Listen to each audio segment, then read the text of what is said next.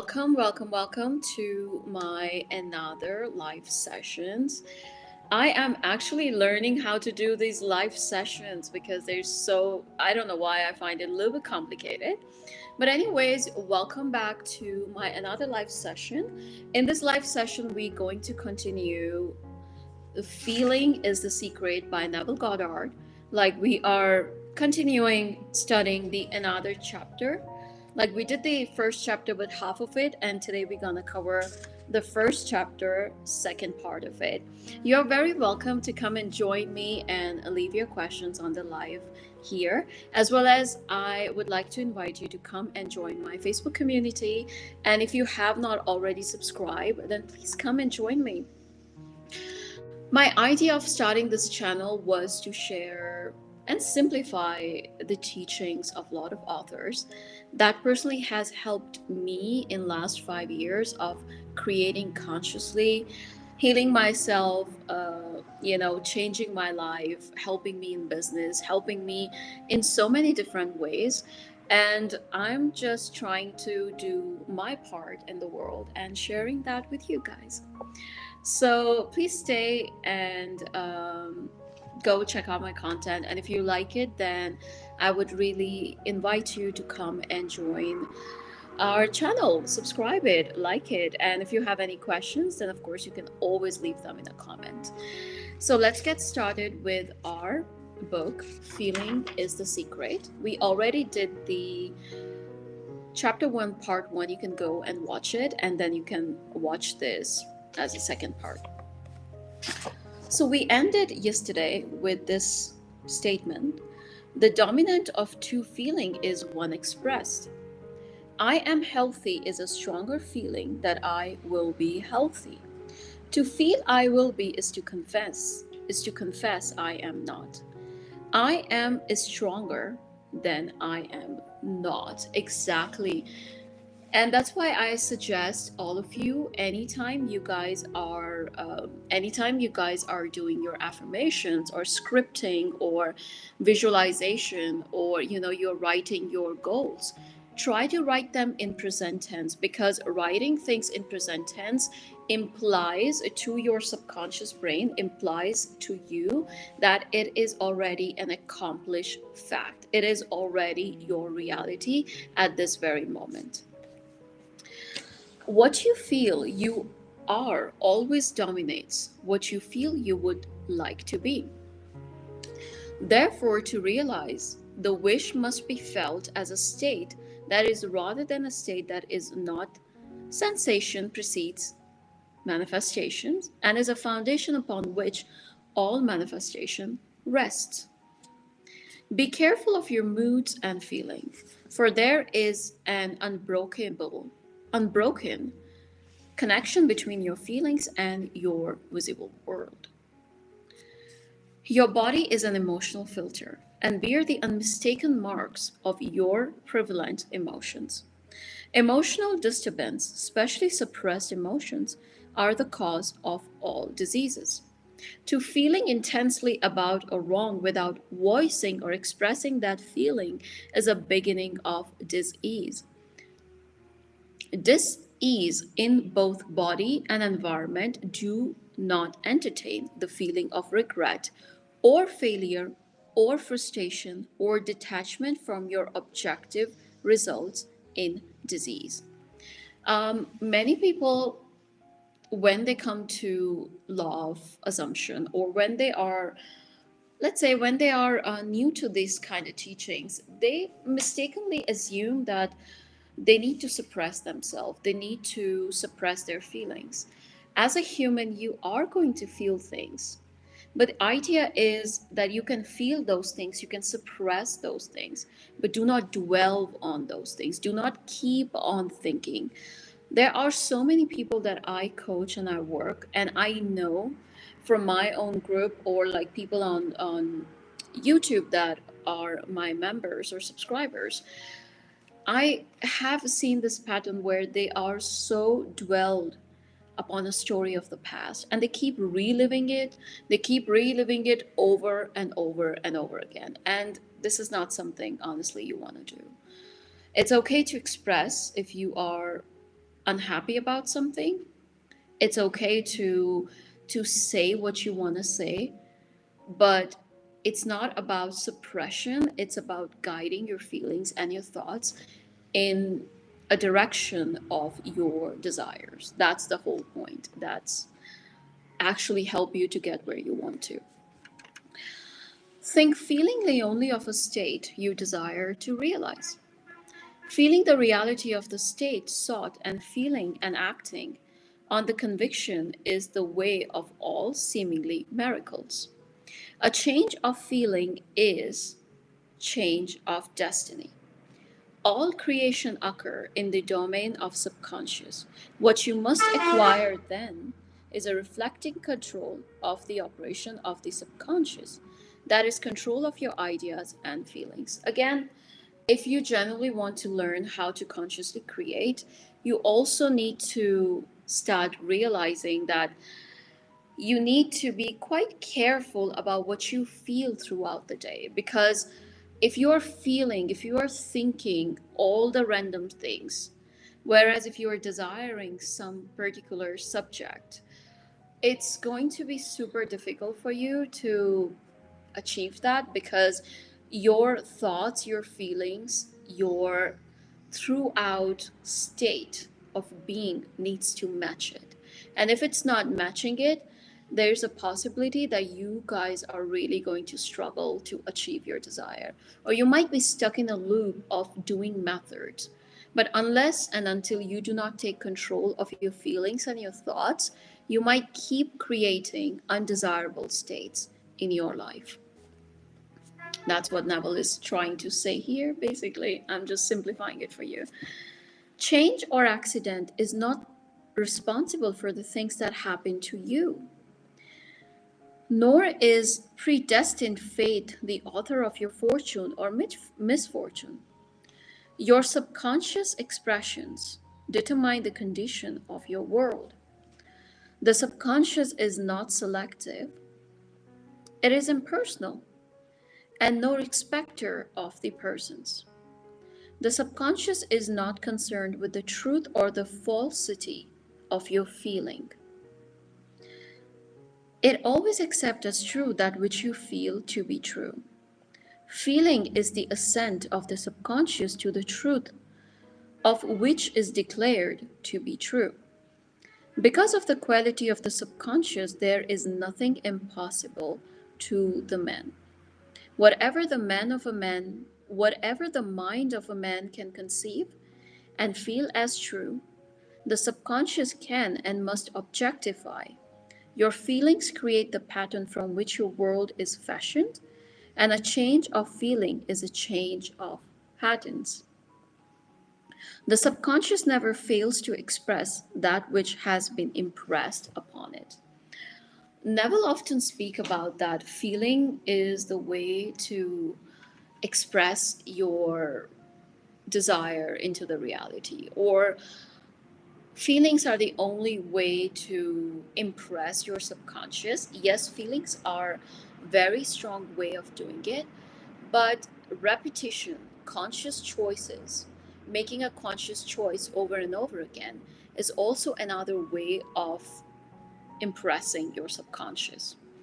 So people who struggle with visualization or who struggle with sets, they can go forward and opt for repetition, because Joseph Murphy suggested a lot of repetition, and I have impressed my subconscious and got my desires or got my goals, changed my identity by both repetition and also by the feeling and visualization. And I can tell that both ways it works. Like both ways it works. So you can try whichever is easier for you.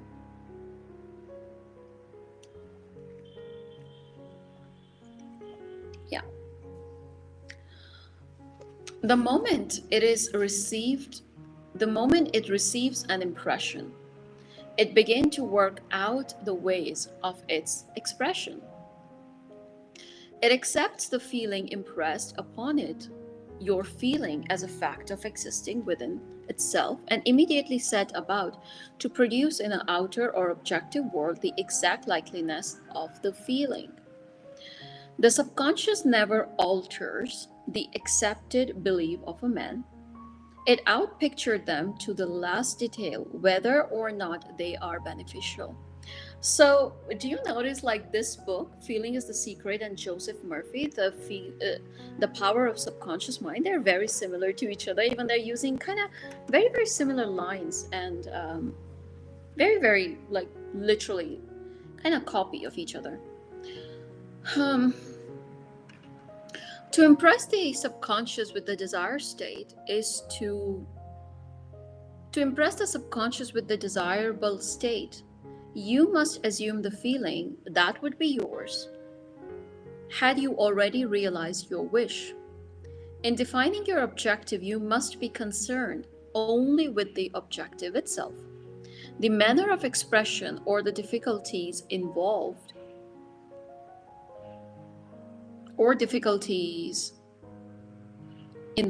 are not to be concerned by you. To think feelingly or any state impresses is to think feelingly on any state impresses it on the subconscious. Therefore, if you dwell on the difficulties, barriers, or delay, the subconscious, by its very non selective nature, accepts the feeling of difficulties and obstacles as your request and proceed to produce them in your outer world. Yes, I did have manifested a lot of my fears, and I completely do agree what Neville is saying. So think about subconscious as a sponge, and as like a sponge, or maybe something where it doesn't argue back with you. If you keep saying to your subconscious, with a feeling, without a feeling, if you keep telling your subconscious, it's taking too long, it's not working, I'm trying all the methods, it's not working, you have to realize when you're in a state of waiting and your inner dialogue with your subconscious that it is not working, that's exactly what subconscious is producing, that there's a waiting and it's not working. So be careful what you keep telling yourself. The subconscious is a womb of creation. It receives the idea onto itself through the feeling of man. It never changes the idea received, but always give it form. Hence, the subconscious outpictures the idea in the image and likeliness of the feeling received. To feel a state as hopeless or impossible is to impress the subconscious with the idea of feelings, the idea of failure, sorry. Although the subconscious faithfully serves men, it must not be inferred that the relation is of the servant to a master, as was anciently conceived. The ancient prophets called it slave and servant of man. St. Paul personified it as a woman and said, the women should be subject to a man in everything. The subconscious does serve men and faithfully gives form to his feelings. However, the subconscious has a distinct distaste for compulsion and responds to the persuasion rather than the command. Consequently, it resembles the beloved wife more than the servant. The husband is ahead of a wife may not be true of a man and women in their earthly relationship, but it is true of the conscious and subconscious, or the male and female aspects of the consciousness. The mystery to which Paul referred when he wrote, "This is a great mystery, he that loveth his wife loveth himself." The two, and they two shall be one flesh, is simply the mystery of the consciousness. Consciousness is one and undivided. For the creation's sake, it appears to be divided into two. So Neville is just saying, altogether, is he's referring that how in the past people have said that subconscious is like your servant, but he's referring it's not servant, it's more like a relationship between a man and a woman, and it does not respond to you if you yell at it or you treat it like a servant, but it responds better when you convince it through taking a repetitive conscious choices about something. The conscious objectify or male aspects truly is ahead and dominates the subconscious or the female aspects. Again, it's kind of true. They're just saying that whatever you are doing consciously is way more important because your subconscious do not argue with your conscious brain. It accepts whatever consciously you keep on telling it over and over and over again. However, this leadership is not of the tyrant, but of the lover. So, by assuming the feeling that would be yours, were you already in possession of your objective, the subconscious is moved to build the exact likeliness of your assumption. Your desires are not subconsciously accepted until you assume the feeling of their reality. For only through feeling is an idea subconsciously accepted, and only through the subconscious acceptance it is ever expressed. It is easier to ascribe your feeling to the event in the world than to admit the conditions of the world reflect your feeling. However, it is eternal true that the outside mirrors the inside. As within, so without. As above, so below. As above, so below. So above, as within, so without. As without, so within, correspondence, the second of the seven principles of Hermes. A man can receive nothing unless it is given him from heaven. And the kingdom of heaven is within you. Nothing comes from without, all things come from within, from the subconscious. It is impossible for you to see other than the contents of your subconscious.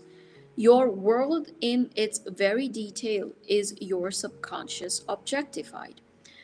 Objective states bear with witness. Objective states bear witness of subconscious impressions. A change of impression result in a change of expression. Exactly. So the idea here is like you whatever you see in your 3D reality right now, whether it's about your job, whether it's about your health, whether it's about your relationship, it's about people.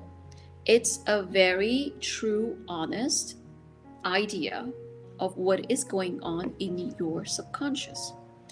Because your subconscious is expressing, it's printing, it's reflecting whatever you are doing in your subconscious or whatever your subconscious is believing. And unless consciously you do not take a charge to change your conscious beliefs, you might out picturing exactly what your subconscious mind believes so far. The subconscious accepts as true that which you feel as true. And because creation is a result of subconscious impressions, you by feeling determines creation. You are already that which you want to be, and your refusal to believe is the only reason you do not see it. To seek on the outside for which you do not feel you are is to seek in vain. For we never find that which we want, we find only that which we are. This is law of assumption. Whatever, I'm telling you, you guys, like whatever you assume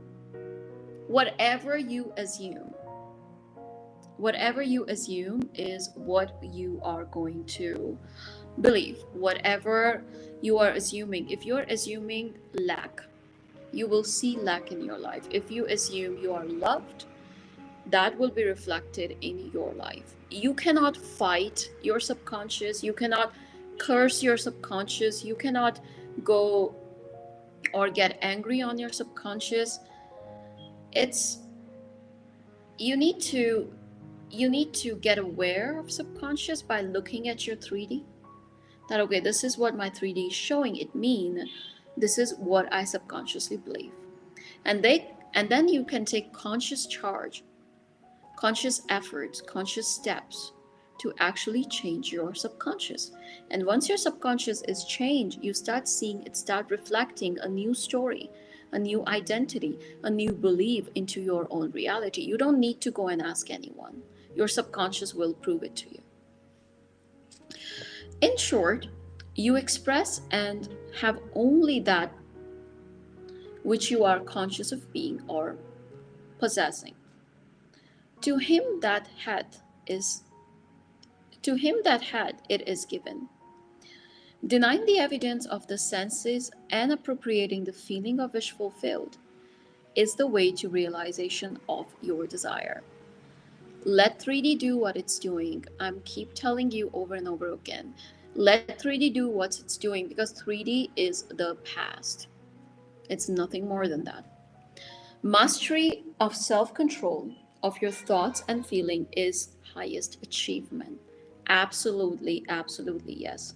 However, until perfect self-control is attained, however, until perfect control is attained, so that in spite of appearances, you feel all you want to feel. You sleep and prayer to aid. Oh, however, until perfect self control is attained, so that in spite of appearances, you feel all that you want to feel.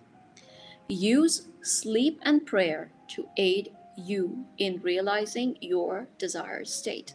These are two gateways to the subconscious. So, when Neville is referring that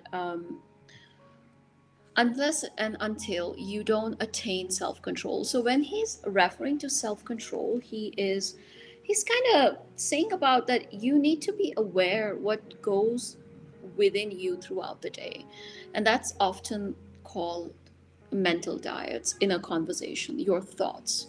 All of this is like your state throughout the day.